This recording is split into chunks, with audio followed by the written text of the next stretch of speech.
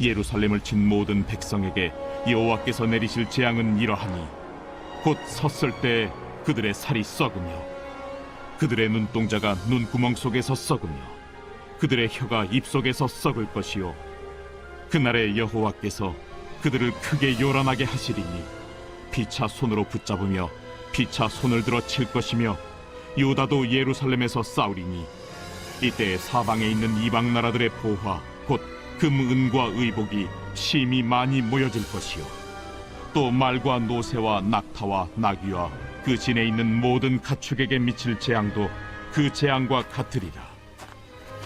예루살렘을 치러 왔던 이방 나라들 중에 남은 자가 해마다 올라와서 그 왕 만군의 여호와께 경배하며 초막절을 지킬 것이라. 땅에 있는 족속들 중에 그 왕 만군의 여호와께 경배하러 예루살렘에 올라오지 아니하는 자들에게는 비를 내리지 아니하실 것인즉 만일 애굽 족속에 올라오지 아니할 때에는 비 내림이 있지 아니하리니 여호와께서 초막절을 지키러 올라오지 아니하는 이방 나라들의 사람을 치시는 재앙을 그에게 내리실 것이라. 애굽 사람이나 이방 나라 사람이나 초막절을 지키러 올라오지 아니하는 자가 받을 벌이 그러하니라. 그날에는 말 방울에까지 여호와께 성결이라 기록될 것이라. 여호와의 전에 있는 모든 솥이 제단 앞 주발과 다름이 없을 것이니 예루살렘과 유다의 모든 솥이 만군의 여호와의 성물이 될 것인즉 제사 드리는 자가 와서 이 솥을 가져다가 그것으로 고기를 삶으리라. 그날에는 만군의 여호와의 전에 가나안 사람이 다시 있지 아니하리라.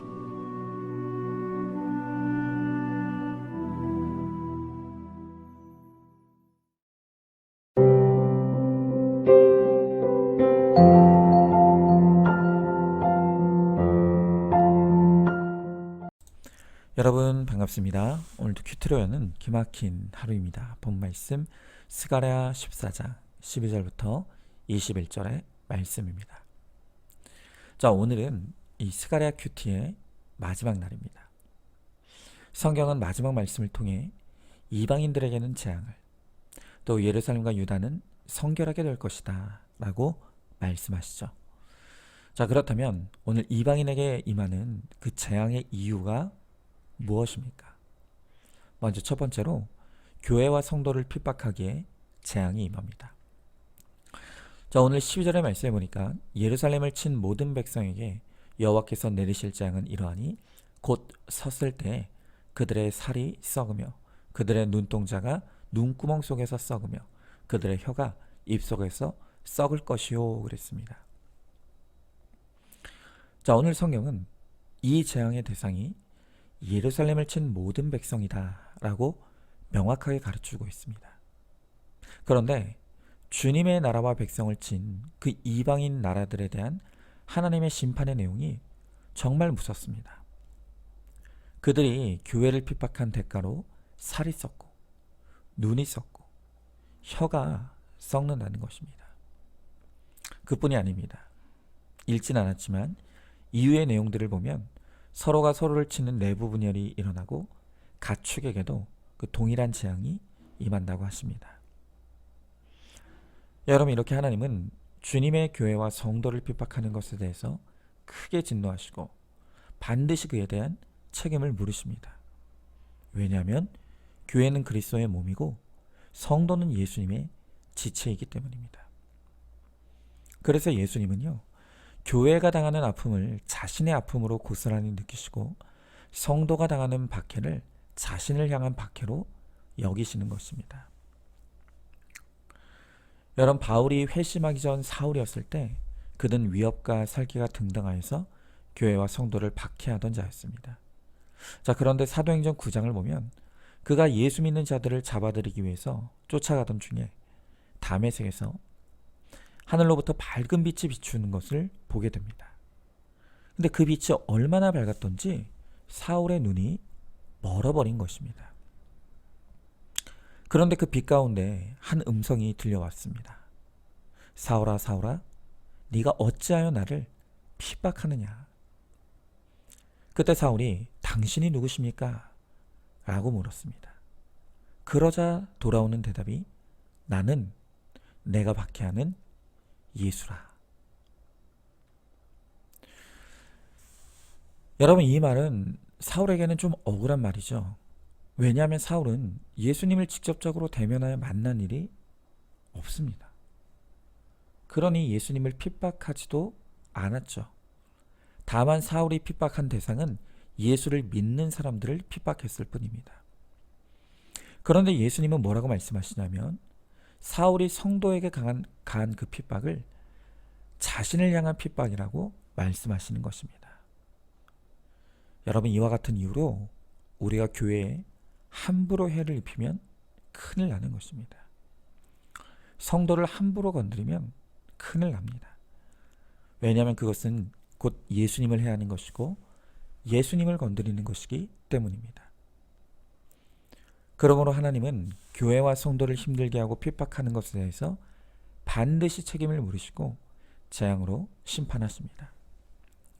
자, 그런데 이렇게 말씀드리면 어떤 분들은 이해가 안 가실 것입니다. 왜냐하면 나는 성도인데 나를 힘들게 하는 사람들이 멀쩡하게 잘 살아가고 있기 때문입니다.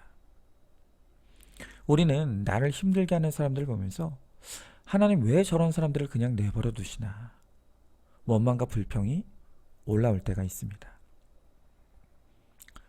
여러분들이 알아야 될 것은 내가 하나님을 믿는 성도인데 나를 괴롭게 하고 힘들게 하는 사람들이 여전한 방식으로 나를 괴롭게 하고 있다면 거기에는 나에 대한 하나님의 양육과 훈련이 있다는 것을 알아야 합니다. 하나님은 악한 자들도 나를 거룩하게 하시기 위한 연단의 도구로 사용하십니다. 하나님은 내가 도저히 복종할 수 없는 윗질서의 남편과 또 직장의 상사를 나에게 두셔서 내 교만을 깨뜨리시고 나의 죽어짐을 이루어 가십니다. 또한 나랑 도저히 맞지 않는 그 사람을 내가 속한 목장에 두셔서 나의 차별의 악을 드러내시고 사랑이 없는 나의 실체를 적나라하게 직면하게 하셔서 은혜를 사모하고 구하는 이 겸손의 자리로 우리를 이끌어 가시는 것입니다. 이렇게 나의 거룩을 위해 하나님이 그 힘든 이방인들을 붙이셨다는 것을 깨닫고 그들의 수고를 통해 내 죄를 회개하면 갇힌 질서와 환경에 잘 순종하며 머물러 있으면 때가 되면 나를 힘들게 하던 그들에 대한 심판은 하나님의 때에 하나님의 방법으로 치루어 주실 것입니다. 자, 한번 질문해 봅니다. 나의 거룩을 위해 하나님이 도구로 사용하시는 그 사람이 누구라고 생각하십니까? 여전히 내가 내 죄를 회개하지 못하기에 그들의 수고가 길어지고 있다는 것을 알고 있습니까? 오직 나의 회개만이 이 재앙을 끝내는 열쇠라는 것을 깨닫습니까?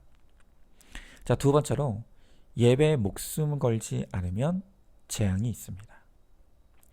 자, 오늘 18절부터 19절의 말씀해 보니까 만일 애굽 족속이 올라오지 아니할 때에는 비 내림이 있지 아니하리니 여호와께서 초막절을 지키러 올라오지 아니하는 이방 나라들의 사람을 치시는 재앙을 그에게 내리실 것이라.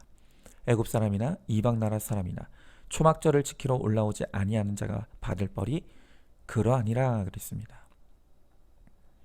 자, 앞에서 교회와 성도를 핍박하는 이방인들을 하나님께서 무서운 재앙으로 심판하신다고 말씀드렸습니다. 자, 그런데요, 만약 그 이방인이 내가 사랑하는 가족이라면 어떻겠습니까?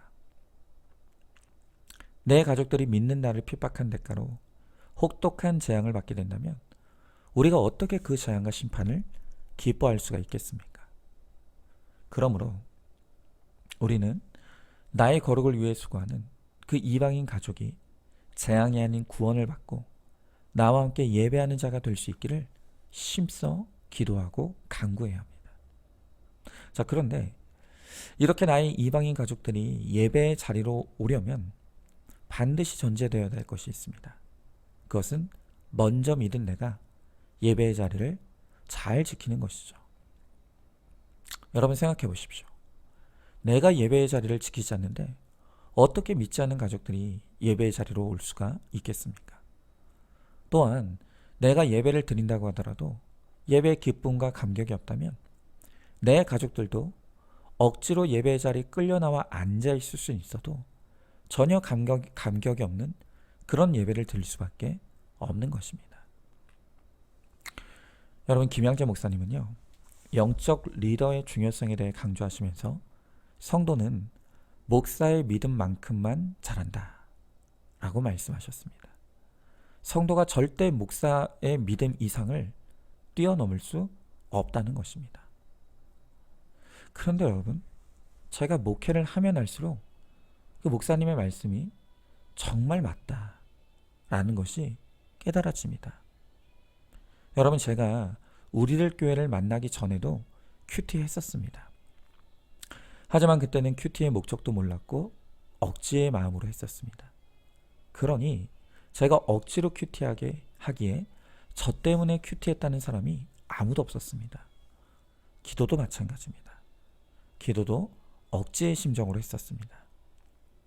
그런데 그렇게 억지로 기도의 자리에 머물러 있으니 또 역시 저 때문에 기도했다는 사람이 아무도 없었습니다. 그런데 이상하죠? 제가 살기 위해 큐티하기 시작하니 우리 성도들 가운데서도 살기 위해 큐티하는 분들이 일어나게 되었습니다. 또 제가 살기 위해 1시간 기도하니 우리 성도님들 가운데서도 살기 위해 기도하는 분들이 일어나는 것을 보고 있습니다.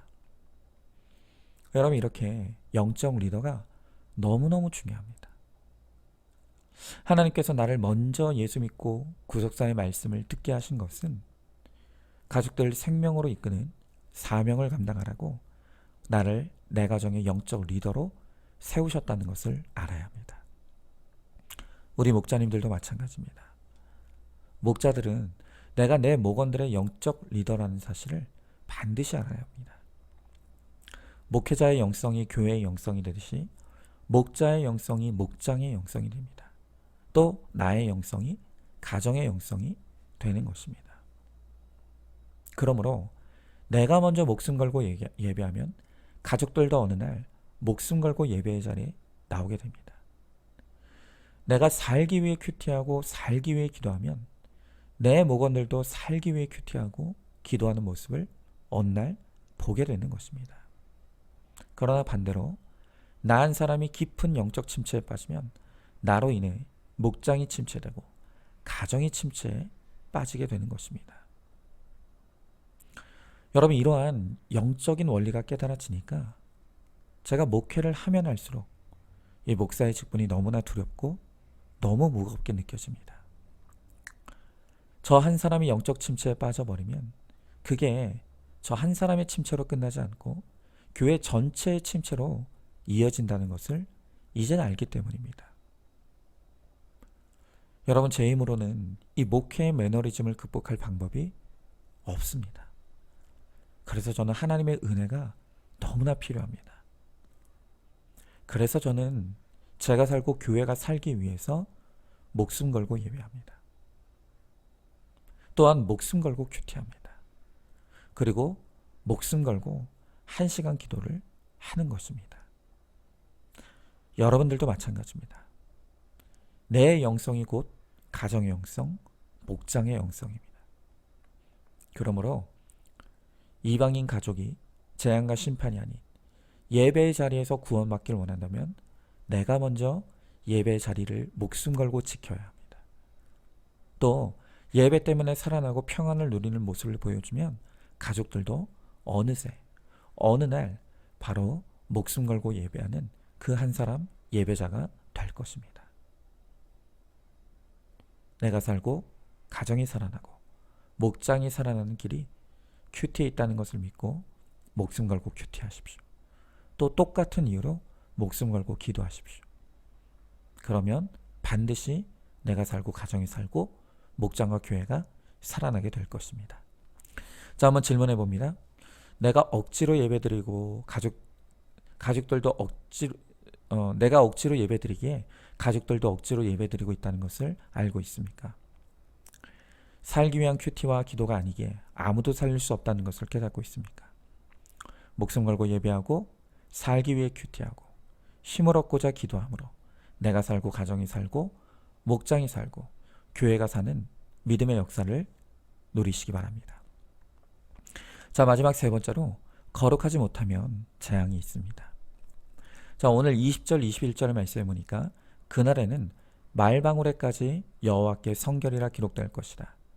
여호와의 전에 있는 모든 솥이 제단 앞 주발과 다름이 없을 것이니 예루살렘과 유다의 모든 솥이 만군의 여호와의 성물이 될 것인즉 제사 드리는 자가 와서 이 솥을 가지다가 그것으로 고기를 삶으리라.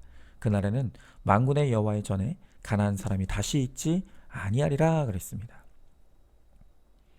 여러분, 그날에는 예루살렘의 모든 사람들이 거룩하게 될 것이다 라고 말씀하십니다. 그렇기에 그들이 하는 모든 일, 그들이 다루는 모든 도구도 다 거룩해진다고 합니다. 그렇습니다.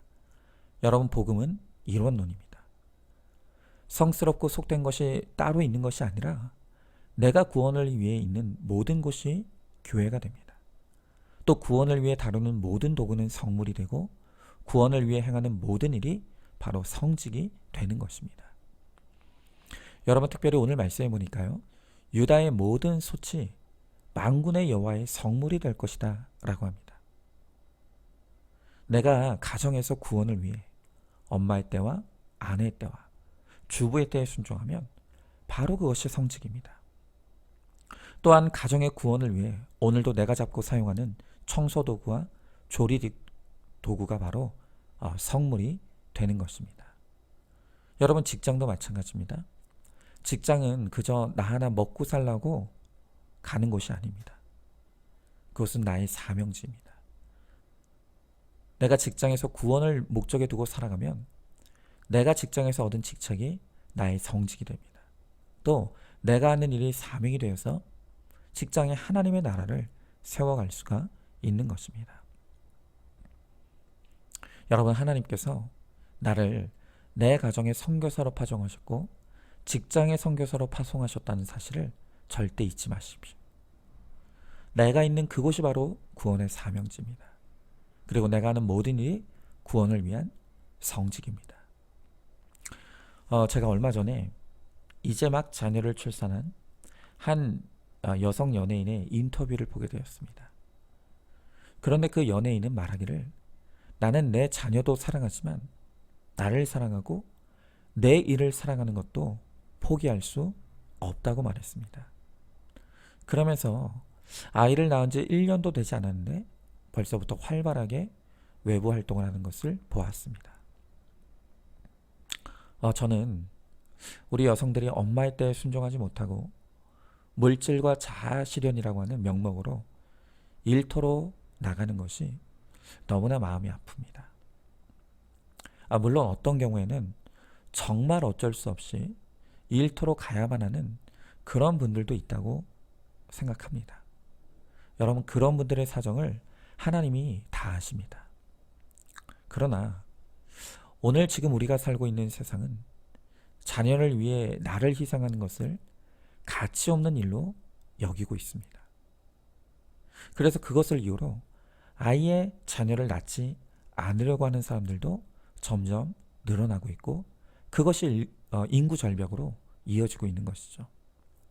여러분, 그러나 분명한 것은 이 세상에서 그 어떤 일과도 비교할 수 없는 값진 일이 바로 영적 후사를 길러내는 바로 그것이라는 것을 알아야 합니다.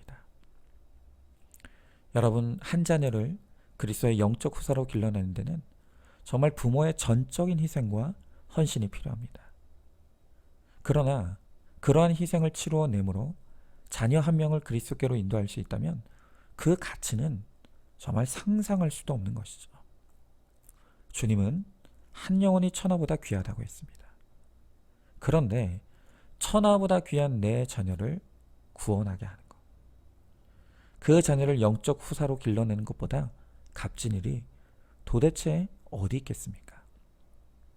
그런데 이러한 자녀를 주신 목적을 깨닫지 못하여 우리의 때에 순종하지 않고 그저 나의 자아 실현과 물질을 위해서 엄마의 때를 놓치고 자녀를 영적 후사로 길러내는 데 실패한다면 그 잃어버린 영혼을 되찾는 것은 억만금으로도 할 수 없는 일인 것입니다. 여러분, 기억하십시오. 가치 있고 가치 없는 일이 따로 없습니다. 또 속되고 성스러운 일이 따로 있는 게 아닙니다. 내가 구원을 위해 가진 모든 직책이 성직이고 구원을 위해 다루는 모든 도구가 성물이며 구원을 위해 하는 모든 일이 사명입니다.